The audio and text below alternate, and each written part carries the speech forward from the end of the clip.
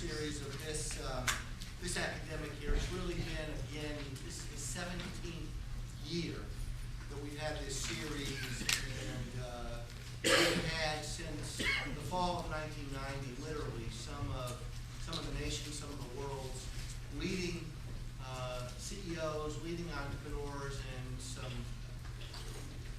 we have gotten firsthand some unbelievable insight into some of the globe's leading organizations. And this has been just a very important series for us. I'm Tim Mescott. I'm Dean of the Coles College of Business, and glad you could join us. And your timing couldn't be better, because if any of you happen to pick up this morning's business section of the Atlanta Journal-Constitution, or yesterday received a blast from either the Journal-Constitution or the Atlanta Business Chronicle, you heard about the latest news that today's distinguished guest, Steve Lamastra, will talk about, involving, in fact, the selling of the flagship brand at Raving Brands, Moe's, to another local holding group of great restaurant and food service brands. So it's as dynamic as business can be, and it's a great time to be here. This morning I was on Powers Ferry, just outside of the perimeter, and before running to a meeting, stopped at PJ's for some coffee. Now, I'd like to say on my way home tonight I'll stop there for a glass of wine, but I want to be correct about this, but that's part of the PJ's concept, is sort of dawn to dawn, be it for your beverage of choice. Those of you that have knocked around the Atlanta area long enough and been over in the Little Five Points or Virginia Highlands may have had a meal or two at Flying Biscuit. Anybody with kids who is young children, who's looking for something for those children to do, may have taken them to Monkey Joe's, the most visible of which, driving on 75 South, sits right next to Atlanta Rocks, at the Howell Mill exit off of 75. We had lunch today, and Steve, this was all scripted. We had lunch today at Shane's, and had barbecue there. Usually once a weekend I'm good for something at Planet Smoothie. If you're looking for a lighter fare, you may try Doc Green's. And then if you've got Asian on the mind, Mama Foods. And then, of course, if you're looking for either grilled fish or a special seasoning, South African seasoning, you may try Bonehead. And this is part of the family of brands that today's distinguished lecturer has helped build under the corporate name Raving Brands. Steve Lamastra joined Raving Brands in 2005 to oversee the day-to-day operations. He's been instrumental in developing strategic plans for marketing, operations, real estate, and sales for each of these company brands. Under his leadership, Raving Brands is quickly growing into a global empire with unique verticals in various sectors of the restaurant industry, and of course with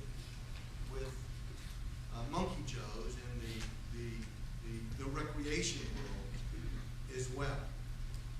Before joining Raving Brands, Mr. Lamastra served as a senior executive of Washington, D.C.-based Ritz Camera, which many of you know acquired Atlanta-based Wolfcamp, where he oversaw much of the corporate side of that business, including areas of real estate, legal, human resources, strategic planning, mergers, and acquisitions.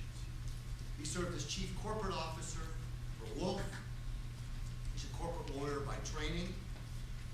career in the real estate, finance, and development arena with Alston and Bird, one of Atlanta's most prestigious law firms.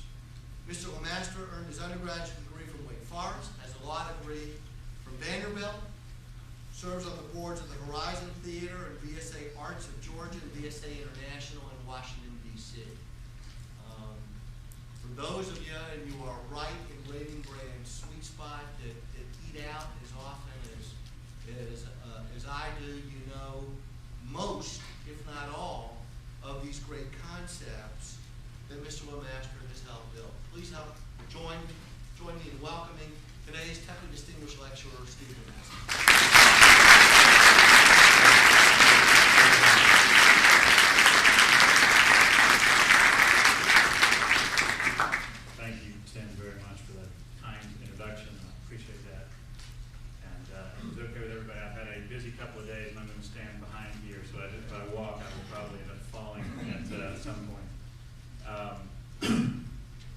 Appreciate the opportunity to speak to you today. I thank you, Tim and Rick, for one, for inviting me to be here today, two, for working with me on scheduling so that we could make it happen.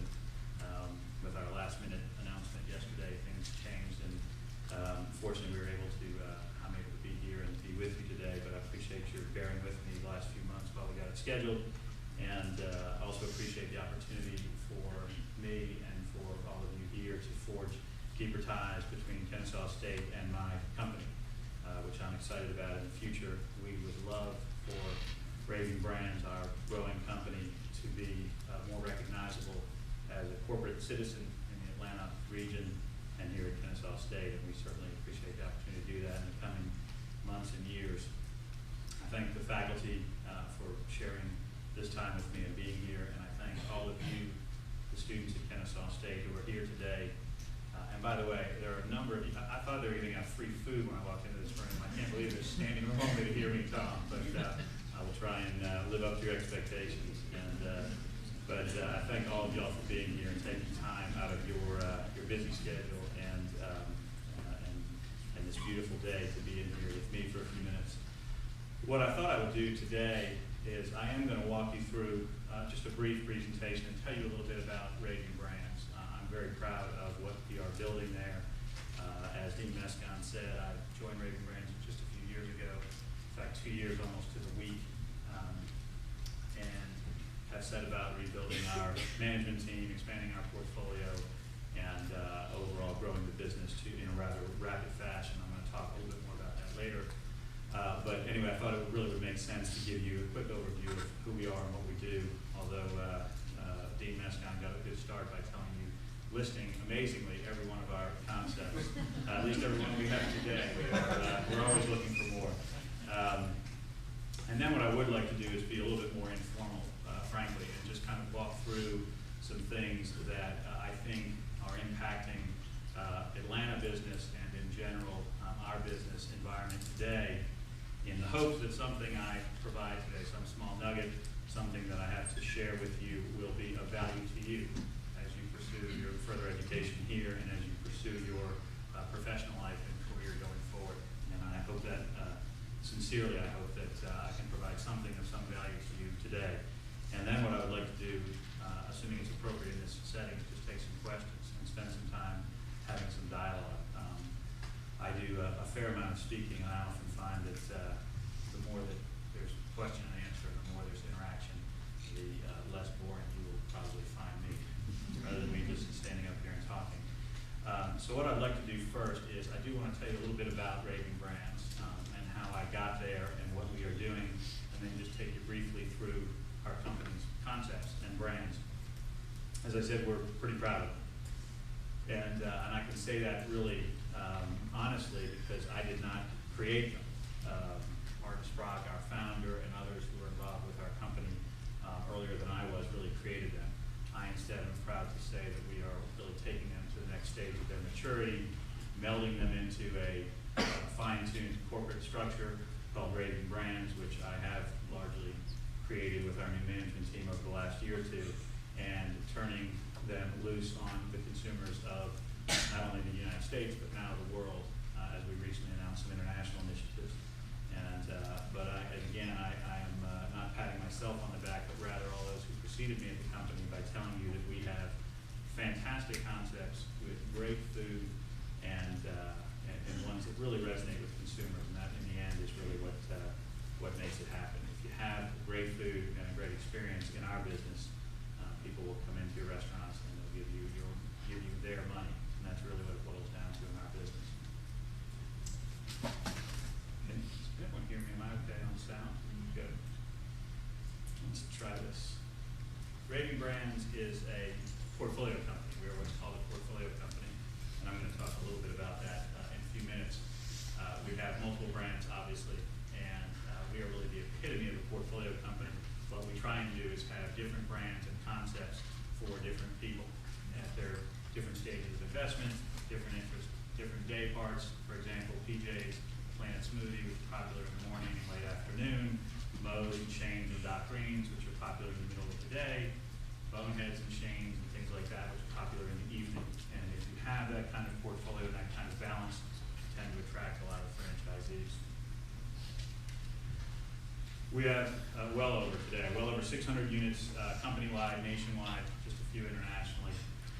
We have over 100 corporate employees, actually about 150 corporate employees here in Atlanta. We have over 10,000 restaurant employees around the country.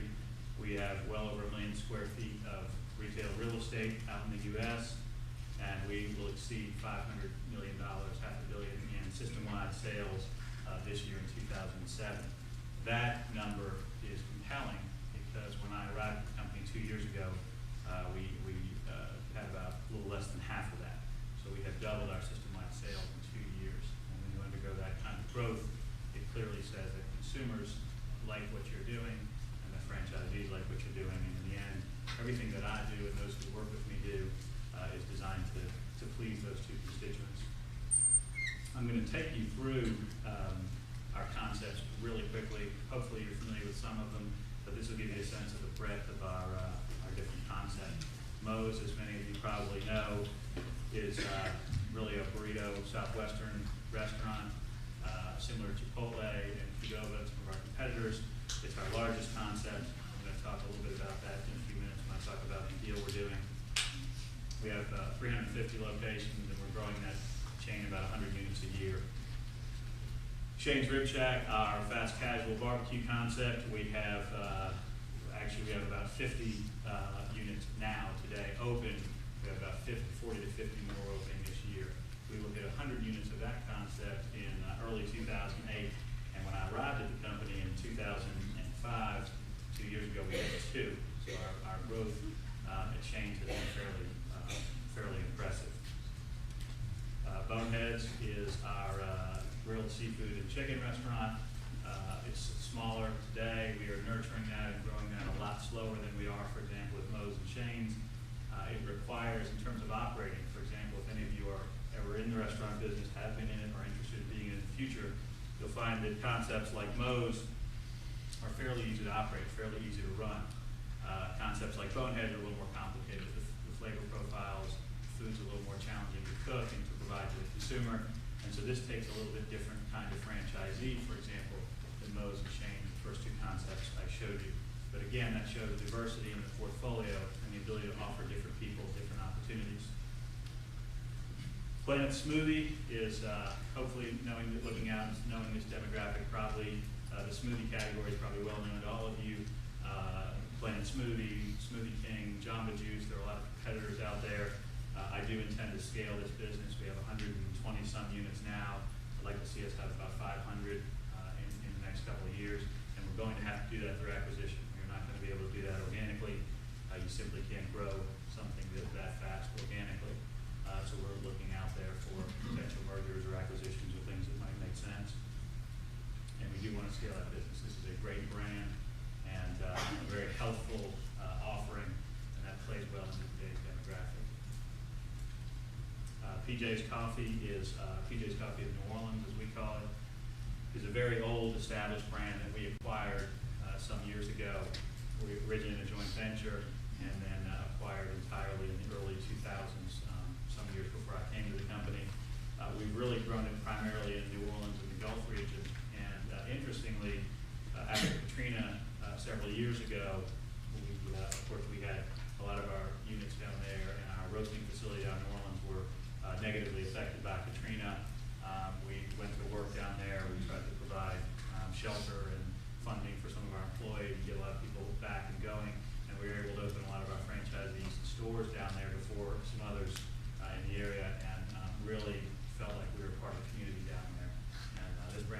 heritage and like history. We're proud of PJ's.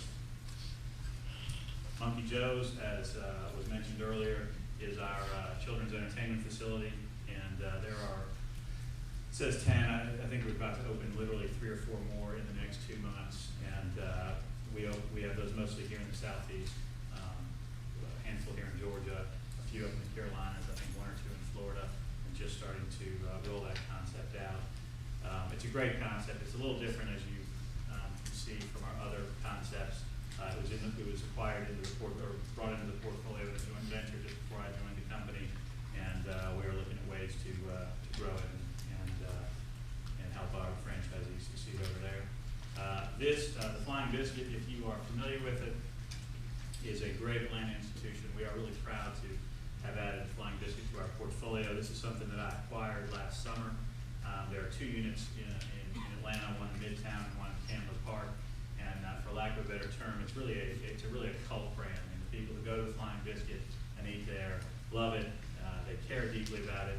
They care so deeply about it that when we acquired it last summer, if you read the articles in the newspaper, the people in those neighborhoods were uniformly unhappy with the concept that Raving Brands, this corporate empire, was going to buy their little Flying Biscuit and turn it into something that it wasn't. I promised in interview after interview that we wouldn't touch it, and we of course have not touched it, and in fact we're about to open our first few franchise units, and they will look and feel and taste just like the originals. And actually, in one of the finest insults I've ever had lobbed at me, I was called the evil spawn of the restaurant industry for even acquiring the Flying Biscuit. I kept that one, and I like that one. I called a lot of things, but that was unique, especially because I'm not from the restaurant industry originally, and I felt like that was my initiation into the fraternity. But we're proud of the Flying Biscuit, and we intend to grow it. We do intend to grow it fairly slowly, because we do respect it as a cult brand, and we do know that it's going to take a different level of care and nurturing from our others.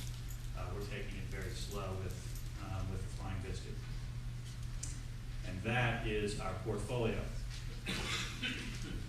What I'd like to do is to take a few minutes and talk about how I came to Raving Brands and what I have found since I've been there, and hopefully provide some insight for you today about the mistakes I've made in my career and the things that seem to have gone well, and hope that that has some resonance in your life as you look out on your careers. And what I thought I'd do first is talk about really my business philosophy and our philosophy at Raving Brands.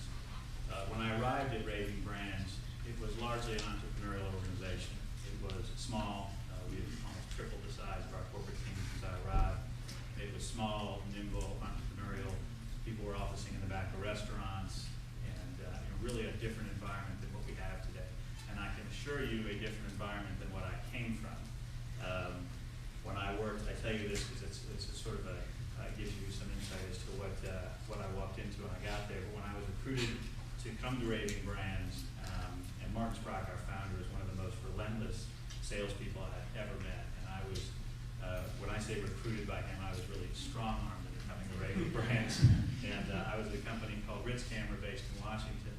And because I had elected not to move to Washington, which, as all of y'all know, is not common these days, but there are certainly corporate executives around the country who live in one place and really commute to another. And so I had a nice big office in Washington, D.C., and a nice executive assistant, and a nice big office here in Atlanta, and an executive assistant, and jetted back and forth to Washington, D.C. every week, sort of lived like a congressman without the scandal. And, went back and forth, and really was having a blast, and did that for a few years, and was running a big organization up there in Ritz Camera, a big billion-dollar company, and having a great time. And Martin came along and said, I want you to come to Raving Brands and help us build this into a national empire. And Martin is a brilliant entrepreneur and had surrounded himself with great people. And he said, we need somebody to come here who can bring, what you can bring, or what they thought I could bring to the table. Some national experience, the ability to build an infrastructure. I'm a corporate lawyer by training, and Martin thought he was getting all these things in me that would bring structure and all these things. And the first day I show up, and I guess I didn't do my diligence the way I probably should have, but the first day I show up, I said, where's my office? And he said, well, and of course I'm coming from, just cleared out my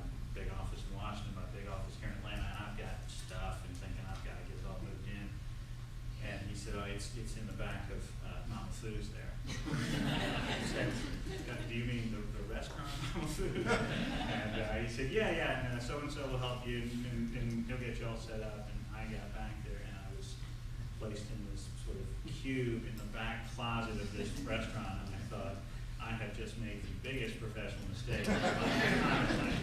And if I can get out of this thing and they will have me back in Washington, I am going to go back tomorrow. But I gutted it out. That was a Friday. I figured I'd wait till the weekend, see how bad it really was. And then some months later, we opened our new corporate office here in town, and we sort of progressed from there. But what that did, and the reason I tell you that story is it showed me there are a lot of ways to succeed. There are a lot of ways to approach your business, and there are a lot of ways that you can approach the marketplace and recruit, retain, and develop good people. And I think one of the things that Raving Brands had done well before I got there, and I'm very proud to say I think that we've done an even better job the last year or two as we built our new management team, is that Raving Brands has always attracted really great people. In fact, I hope to attract some of you in this room to come work with us in the coming years. We have done an extraordinary job of reaching out and finding great talent here in Atlanta and elsewhere around the country. We've opened a few remote offices, a small one in Phoenix and a few other places as we build our team. But the company has really done a great job of attracting people. And the reason is, it's a fun business, the restaurant business and the franchising world. We have good people there already, and good people tend to attract good people. And even in situations, as I described my own, and sort of the shock to the system when you're adjusting to a new environment, the energy and the passion and the commitment of our people drives all of what we do. And it is one of the most fundamental truisms in all of business, that passion and commitment will get you so much further than just about anything else that you bring to the table. And I cannot say that enough. I spent a fair amount of my early life being educated. As Steve Mescon said, I'm a lawyer by training. I spent a longer time in school, perhaps, than some people. That was actually by choice, I assure you. I like being on campus. It's a nice environment. I spent a lot of time being educated and being trained and having a lot of smart people teaching me a lot of important things, as you are here today. But I can tell you, for all your learning and for all your practice and all the things that you gather as you move into your career, one of the things that will serve you the most in your career, throughout your career, is going to be passion for what you do. If you do not like what you do, and you cannot get up in the morning and get motivated to do it, you will not do it well. And I have learned that again and again. And in days like I've had this week, where they have been literally 18-hour days back to back to back, and when I get up in the morning, I'm still energized to go and do it. I may be tired, but I'm energized. And I think that what you'll find as you enter your own careers and embark on your professional lives is you have to find things that you are passionate about. You have to find things that you can be committed to in order to do them well. In terms of, I mentioned business philosophy a minute ago and didn't get to it. I want to get to that. We have a simple business philosophy at Raving Brands that I have brought there and that we repeat. I've got my management team repeating it now more and more, and it is very, very simple. We do everything that we do is one of these three things, and if we're not doing something that fits into one of these three categories, you shouldn't be doing it. And if you're doing something that doesn't fit into one of these three categories, then do something else that does. And if you, over time, cannot be cajoled into doing something that falls into one of these three categories, you won't be in my organization. And it's simple. We learn, we plan, and we execute. Everything that we do every day falls into one of those categories. I want to speak to each of those. Learn. The concept of learning is broad. It's not just research. It's not just reading. It's not just reviewing financial statements. The concept of learning, as you know very well, as this faculty here at Kennesaw State and all universities around the country know, the concept of learning is holistic in nature. Learning means learning. You get that information from a multitude of places. You process it in a multitude of ways. You analyze it. You evaluate it. You test it. You share it. But the concept of learning is a critical one. And at our company, again and again and again, I tell the management team, make sure that you are learning every day. learning about the problems that you face, the solutions that you seek, the consumers that we serve, the franchisees that we execute agreements with, the deals that we do, everything that we do. Learn first. The next thing you do is you plan. From the learning, you plan. You take your problem, you look at your solution, you look at your consumers, and you take those things, you consider them, and you plan. Now, planning, of course, as everyone knows, takes a lot of different forms. I talk a lot about strategic planning, which generally means mid to long-term planning, and it means looking out in your business a year, 2 years, 5 years, 10 years, and mapping where you'll go as you take your business forward. But the concept of planning also is as granular as getting up in the morning and planning your day, walking into a meeting and planning what it is you're going to say or how you're going to say it. But at every level of what you do, you should plan. Which leads to the third thing, and that is execute. One of the gravest errors that I see people make in the business world is they either forget to or they fail to execute. All the finest learning and all the best planning will not do much for you if you can't execute on it. And I think if I can be critical of Raving Brands in any fashion, it is that the company was so busy early on and so busy early on in its life cycle, like all entrepreneurial environments, in creating a marketplace for its products, in getting its franchisees and consumers energized about the products and the restaurants, and in recruiting good people, and so busy going about what it was doing every day and coming up with great ideas, in some cases revolutionary ideas in our industry, and so good at doing all those things that the company and the people in the company often forgot to follow through and execute all the way through. And even to this day, years after the company was created, we uncover things every day that probably could have been handled better had they been executed better. Now, I say that's a criticism. It's not a criticism of people. And I don't mean to criticize our people. Our people are wonderful, and most of those people are still with us and remarkably successful and effective leaders.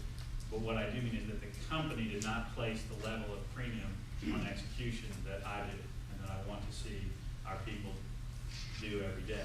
And we do now. We focus on execution. And by execute, you mean everything from working your plan, make sure you're communicating it, make sure you're learning in turn from it, and make sure you're doing everything you can to give a high likelihood of success to what it is that you have planned. So learn, plan, execute. That's our philosophy. It is fairly simple. It is not revolutionary. It is not brilliant. I'm not standing here telling you anything that you probably haven't thought of in one form or fashion before, but I am telling you something that I think will really resonate with you and with those you work with in the future. Learn, plan, execute. One of the other things I wanted to talk about today was growth, and then I'm going to talk about our deal, and then I'm going to open it up for questions and answers. But I want to talk about growing, successful growth, and how you find your way to the kind of growth that we've undergone, the kind of growth I had undergone before my last company. For example, I joined Wolf Camera in the mid-90s out of the law firm world and took that company through various acquisitions and mergers from about 90 units to about 1,350 units with Ritz Camera. So we built that rapidly around the country. And one of the things that I have learned throughout my career, both there and now here, is the key to that kind of growth is, this will be a little different than what you normally hear people say, but the key to growth and success is credibility. It really is credibility. And what I mean by that is, we've got at Raving Brands, we work every day to earn credibility with our franchisees. With your franchisees, that may mean tell them what the business is going to look like, tell them what their challenges are going to be, and be honest about it and be accurate about it. Don't tell them they're going to open a Moe's and make a bunch of money in the first couple of months and retire in a year or two. It's not going to happen. Tell them the truth. Tell people the truth. What you find is that people are always smarter than you think. So in terms of interacting with your franchisees, you have to be credible. In terms of interacting with consumers, your generation, this generation, and I mean the students, not so much yours, but your generation, more than any other in history, more than ours, is really what I call marketing savvy. And what I mean by that is y'all, and we were just having a conversation in Dean Mescon's office about how reading the newspaper, for example, has declined in recent years as people look to online environments for the education and for the kinds of things they're trying to read about in the daily news. and all these kinds of things. Y'all are faced with more choices and more opportunities to learn than anybody in the history of the world before you. And what that means is, with that sort of fractured environment, when we're marketing to our consumers, again, it has to come down to credibility. We can make funny TV commercials, we can make funny radio commercials, we can scream louder than the next guy, but what it's really going to come down to is we have to tell you about our product, tell you why we think you're going to like it, tell you why we think it will have an impact in your eating habits, and then let you try it. And if we're credible, and if we've told you the truth, and you like the product we've offered you, you'll come back and see us. It's that simple. And there's 100 different ways to execute your marketing plan, but marketing comes down to credibility. Recruiting and retaining people, which I talked about before, it comes down to credibility.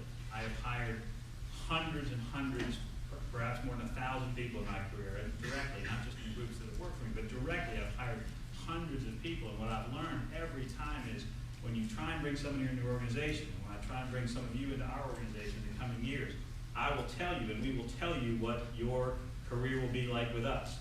And the minute it's not like what we told you, we've created a gap with you. And you will say, well, that's not exactly what they told me, and that's not exactly what I thought it would be. And you will survive that simply if you understand why that has happened or if the environment's changed. But again, when you're recruiting and retaining and developing people, you have to speak to them honestly and you have to earn credibility. I won't go on and on about this, but I want to make sure that everybody understands in your career, in your own professional career, in our business, as we build empires in the business world, I mean, you have to have credibility. You have to have credibility with your audiences and those with whom you interact. And nothing in my career, at least, has brought me more success with people than them believing that I'm credible and that what I'm telling them is accurate and truthful and honest. And I have learned also in my business career that it's a lot better when you tell people the troubles you're having or the challenges you have. Just tell them the truth. In fact, we learned, I was just up in Dean Mescon's office lamenting that we had this article in the newspaper this morning about a pretty major deal, and the article focused on the denial that we made last week saying that we weren't selling the company.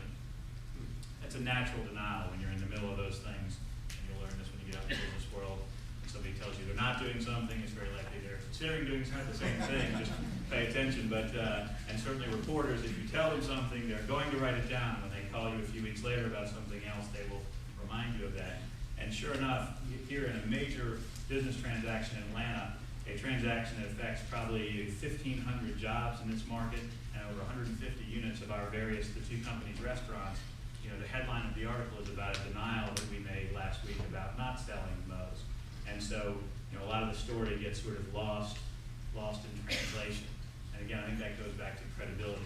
And if people believe what you're telling them is credible, they'll listen to you and they'll give you a lot of rope as you move forward with them. The last thing I wanted to say, and this was a suggestion from Terry, I think earlier, to mention something about, or to at least relate at some level to the educational environment, why your professional education matters so much and will matter so much in your career and in your profession. And the one piece of advice, or should I say, the one piece of shading I can give you on that is to say, and again, having been through my own experiences and foibles in education over the years, I can tell you that what really matters as you learn here in this environment, in the university environment, is not so much the substance of what you learn, at least and it certainly was not for me. It is not so much the substance of what you learn, but the idea of critical thinking and the learning process itself. In law school, for example, I don't know if any of you will go on and choose to go to law school, or if some of you in the room do currently go to law school or have. But the one thing in law school, a lot of people ask me, what did you learn? Did you learn the law? Did you learn this? Did you learn that? And the truth is, in law school, you generally don't learn the law. You don't learn the substance of those things. You learn how to think, how to process, and how to problem solve. And that was the most valuable learning that I've ever had coming out of that environment. And as you can see from where I am today, I don't apply any of the substance of what I learned in law school necessarily. I don't even apply much of the substance of what I learned as a corporate lawyer back in the 90s.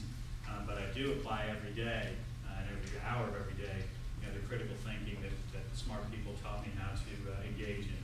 And so the one thing I would say to you is, as you enjoy the educational environment for as long as you can possibly enjoy it, stay in it. As you enjoy it, remember it's the act of critical thinking and the act of learning and those things that are important, not so much what you learn. I don't know if that, with the fact that that's an unpopular message, but I hope it's, that is certainly one of the things that I've learned. Last thing I'll say, and then I will cut it off because I've even gone a little longer than I thought I would.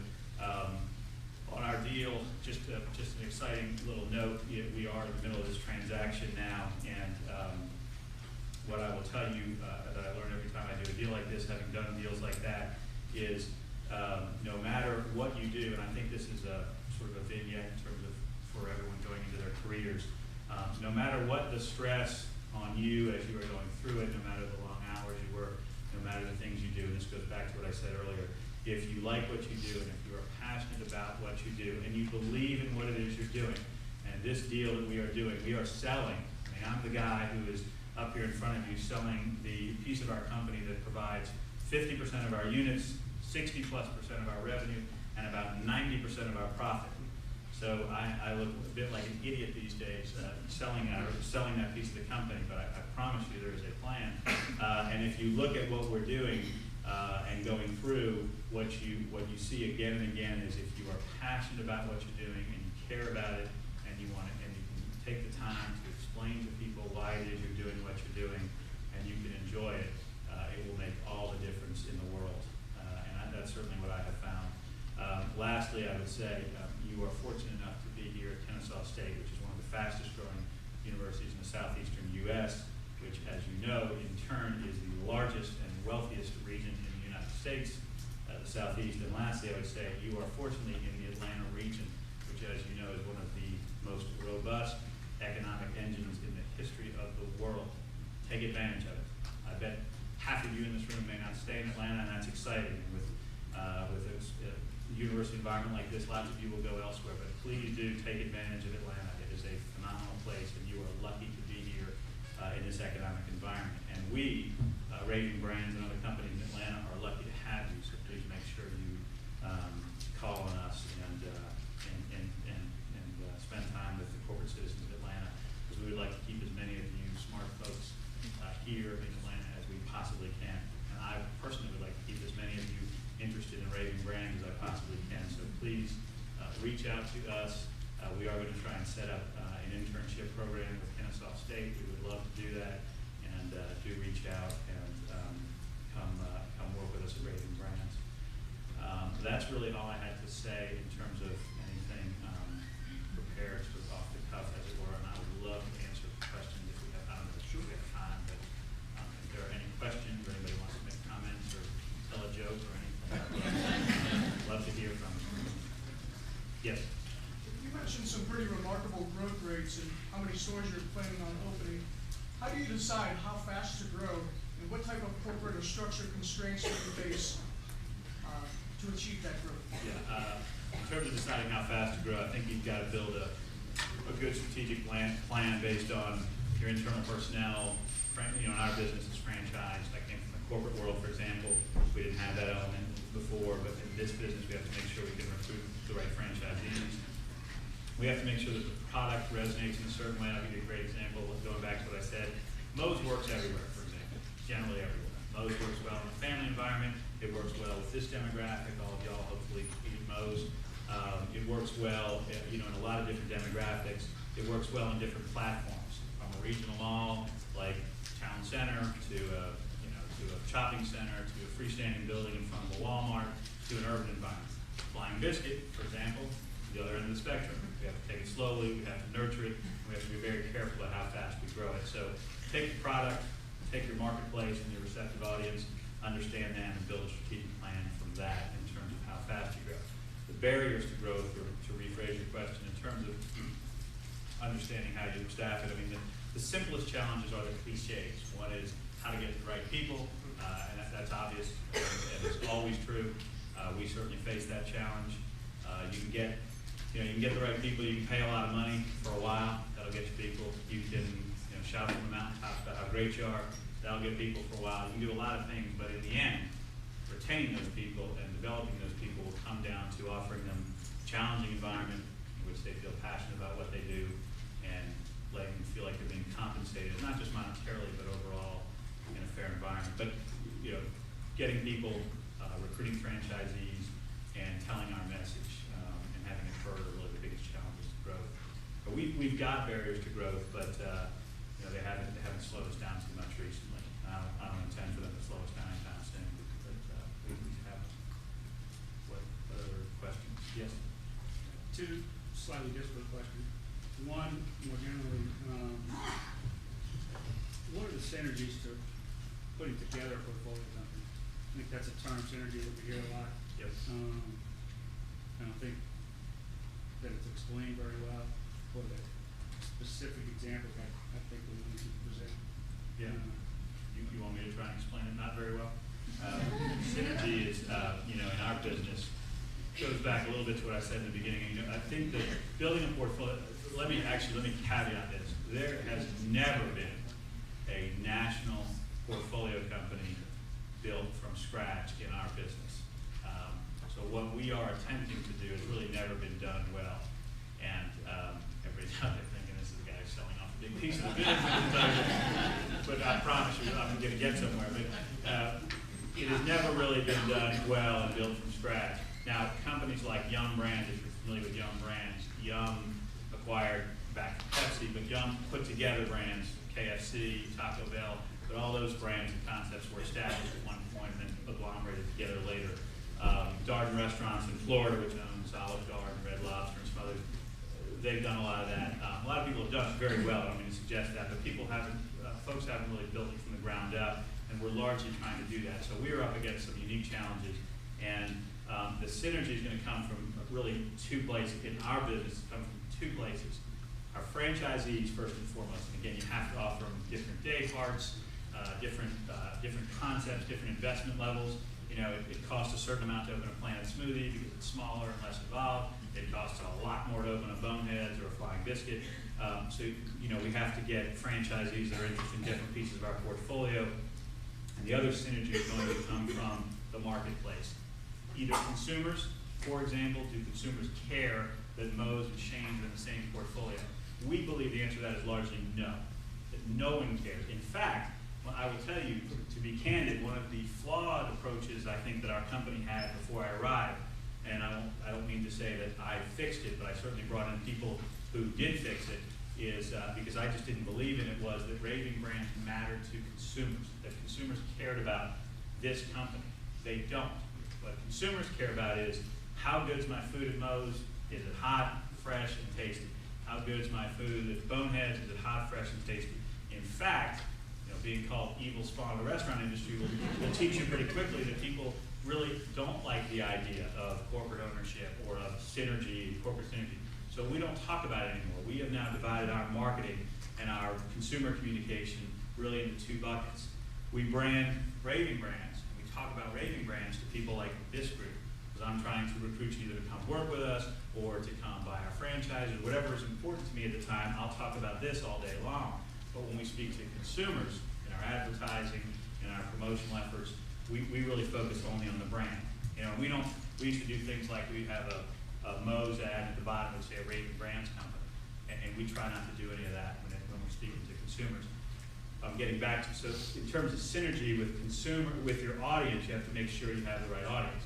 So again, Raving Brands works if you're looking to get your franchisees excited about your business. Yes, then you talk about the synergies of a portfolio.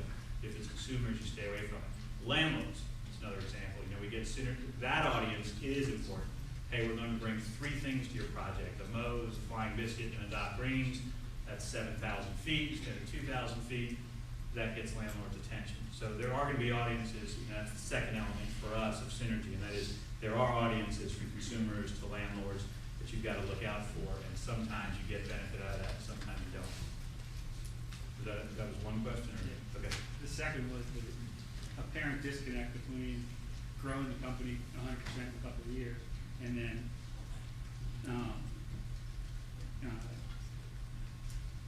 disposing of your largest Right. owner. Right. Well, That's right, we doubled the size in 2 years, we are now selling, that one, and we'll do it again. Yeah, we'll keep doing that. We think Raving Brands is gonna be a great incubator, and, continues to be, and we'll keep doing that. Yes? Could you speak about some of the international expansion efforts you guys have? Yeah, sure, love to. We just announced that a couple weeks ago. We're pretty excited about that. We really have got 3 initiatives right now. We're taking the Moe's brand up into Canada. We did a 40-store deal up there, so we'll build about 40 units with that group over the next 5-8 years. And that's fairly simple. As some of my folks have joked to me, going to Canada is like going to Michigan. And so we think culturally there's not a lot of I did not say that. If you notice, I said that people have said that. I didn't say that. But we think that with there is no, at least in Ontario where we're going, there's not language barrier. Cultures are somewhat similar. A lot of Canadian concepts have succeeded in the U.S. A lot of U.S. concepts have succeeded there. So that's a natural fit. And then we also announced a deal to go to the Middle East and the Gulf region, sort of from Egypt to Bahrain, or maybe actually from Egypt to Saudi Arabia, and a number of the countries in between. And we are going over there and taking 7 of our brands over there with a large group, and they're going to open about 100 units of the various brands in 2 forms. They're going to do traditional restaurant openings, and they're also going to do what they call clusters in office buildings and hotels and things, where they'll have perhaps, in fact, we talked to them this morning, I think they're going to do an office cluster in a new office building. They're going to open a PJ's and a Planet Smoothie and a Moe's and a Doc Green's. And as you can see, it's pretty good. They're pretty smart folks. I mean, you got sort of the early day part and the lunch part. And you got Doc Green's and Moe's for lunch and catering and things. And so we're excited about that. We have looked at a lot of our other things internationally. We're not moving into that quite yet, just because we want to pick a few to try and sort of dip our toe in the pool and see how it goes.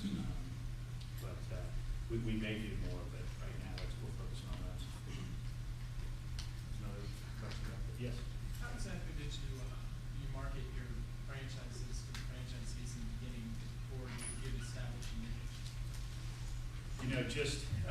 It was long before my time, but just relentless salesmanship. Mark Sprock, who is our founder, Daryl Dollinger, who is our head of sales and was that, and other people in our organization just did a phenomenal job of talking about Moe's, and we just did a great job of getting people in the restaurant and restaurants, we opened a few of them, and eating the food. And the interesting thing I've learned about the franchising business, and again, I'm new to it 2 years ago, a lot of it is just people come in the restaurant, they eat it, and they like it, and they say, you know what, I'm already in the restaurant business, and I'd like one of these, or I'm in some other business, I'm gonna quit my job and take a few years and become an entrepreneur and do this on my own. You'd be amazed at how many people get into our system by eating our food, just going to our restaurant. And that's why we at times can be maniacal about wanting to have our restaurants, clean and well represented. And in the franchising business, it's difficult to do because you have different operators. If 30 people in this room open 30 Moe's, we're all a little bit different. And so it's our job to make sure they stay clean and do a good job. And we certainly have mixed results. I think we're good at that. But yeah, early on, it really was just getting people to eat the food and really talking it up and getting people excited about the experience. And then once you have a few that start to open and people do well, it tends to catch like wildfire if it's a good concept. Yes? What position did you start off with in your early career? Well, at first I was, as I said, I was a corporate lawyer, and then when I left, I went to a company called Wolf Camera, that used to be here in Atlanta, and I went over there as head of real estate and acquisitions, really sort of a business role, and then just kind of climbed up the ladder from there. And then at Wolf Camera, when we sold to Ritz Camera, that was actually a difficult time. Wolf Camera is a company, a lot of y'all probably don't remember this, but some of you will. In 2001, we took Wolf Camera through Chapter 11. We had some issues with our lenders. Took Wolf through Chapter 11 and then sold it to Ritz Camera. And when we did it, Ritz Camera had a rather large 300-person corporate office in Washington, and we had a rather large 240-person office here in Atlanta. And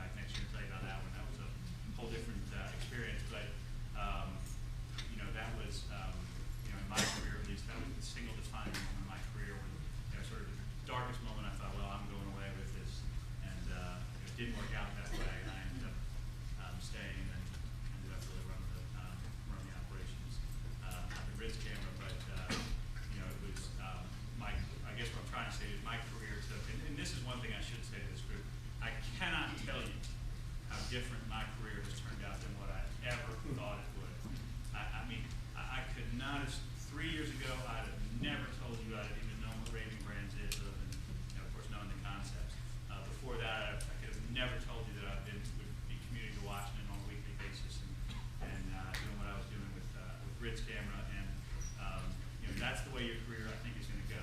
Yours and everybody else's, I really do. I think you're going to have twists and turns that you can never anticipate.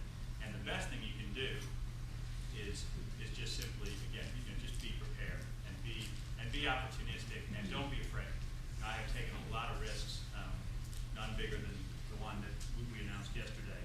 I've taken a lot of big risks in my career, and some of them have paid off and some of them haven't. But what I've learned is you got to be opportunistic and be ready for it. And you won't always recognize it, when it knocks. Some things will come to you in the strangest environments, and you just have to be ready to take advantage of it. But yeah, I say that again and again. I sound like I tell people that I sound like a crusty old man at the end of my career, and I don't think I'm that. But I can tell you, you will find your career will not look anything like what you think it's going to. And I can say that to almost everybody in this room. That's just the way it goes. And those are also the best careers. I have had a blast. It's been great. Yeah. When y'all decided to sell those, did y'all approach Focus Brands or did they approach you in the prior? And so if y'all ever decided to sell those, they would be interested? I want to be careful.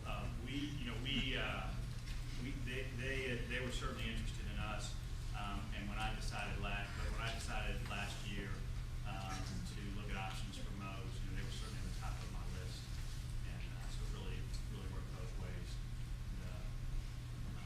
as most of those things usually do. Any other questions? Or yes. Now that you've moved on with Moe's, what kind of direction are you planning on taking the company? Like, what new companies are you looking for? Restaurant ideas are you looking to go into? Yeah, I think, as I mentioned before, again, I don't want to talk too much about what we intend to turn Raving Brands into, because we haven't really officially announced that, but I will tell you, we have talked a lot about, we're going to take the company, in a little bit different direction, in the sense that it'll be a little bit more of an incubator. We'll focus on innovation. We'll focus on taking companies to fairly early stages, to the middle, to later stage. And yeah, we have looked around. I've looked around last year at things in the pizza space, for example, things in the hamburger space, and we've looked at some things, and we'll find some cool things to do out there. But right now, we focus on just the portfolio we've got, growing it a little bit more, and then see from there. But, Steve, thank you. oh yeah.